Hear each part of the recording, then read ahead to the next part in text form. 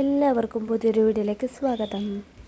കുറേ നാളുകളായി വീഡിയോസ് കാര്യങ്ങളൊന്നും ഇട്ടിട്ടില്ലായിരുന്നു. അപ്പോൾ ഇന്നൊരു വീഡിയോ ഇടാമെന്ന് വിചാരിച്ചു. അങ്ങനെ ഞാൻ വീട്ടിൽ നിന്ന് ഇറങ്ങിയിട്ടുണ്ട്. ഇപ്പോൾ എവിടെയാണ് പോകുന്നത് വെച്ചാൽ ഡാൻസിൻ്റെ ഒരു പ്രാക്ടീസ് ഉണ്ട്. അങ്ങനെ അതിന് വേണ്ടിയിട്ട് ഇറങ്ങിയതാണ്.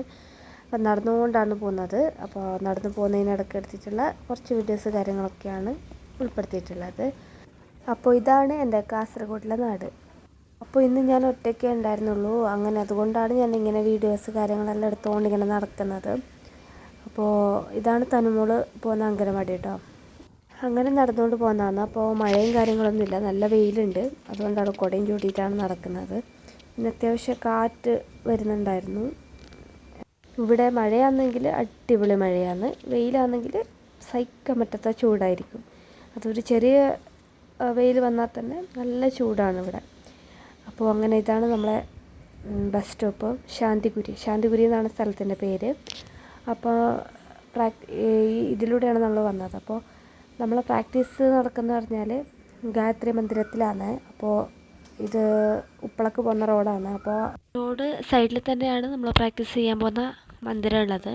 അപ്പോൾ അതുകൊണ്ടാണ് നടന്നു പോകുന്നത്. പിന്നെ നടന്നു പോകാനുള്ള ദൂരം മാത്രമേ ഉള്ളൂ.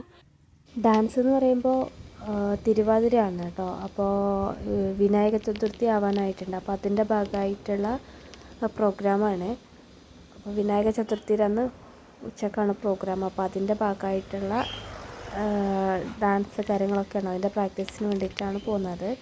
അപ്പോൾ വൈകുന്നേരം ഒരു 4 മണിക്ക് കഴിഞ്ഞ് വീട്ടിൽ നിന്ന് ഇറങ്ങുമ്പോൾ അപ്പോൾ ആകാശമെല്ലാം തെളിഞ്ഞ് നിൽക്കുന്നുണ്ട്. അപ്പോൾ വൈകുന്നേരം കാര്യങ്ങളാണ്. സ്കൂൾ ബസ് കാര്യങ്ങളെല്ലാം പോയിക്കൊണ്ടുണ്ട്, വണ്ടിയെല്ലാം പോയിക്കൊണ്ടുണ്ട്. ഇത് മെയിൻ റോഡാണ്. മെയിൻ റോഡിൻ്റെ സൈഡിൽ കൂടെയാണ് ഇങ്ങനെ നടന്നു പോകുന്നത്. അതുകൊണ്ടാണ് വണ്ടിയുടെ ശബ്ദ കാര്യങ്ങളെല്ലാം ഉണ്ടാകും. അപ്പോൾ ഏകദേശം നടന്ന് നമ്മൾ മന്ദിരത്തിൻ്റെ അവിടെ എത്താനായിട്ടുണ്ട്. അപ്പോൾ കുറച്ചും കൂടി മുന്നോട്ട് പോയിട്ടുണ്ടെങ്കിൽ ഡയറക്റ്റ് മന്ദിരത്തിലേക്ക് തന്നെ കയറിയിട്ട് പോവാം.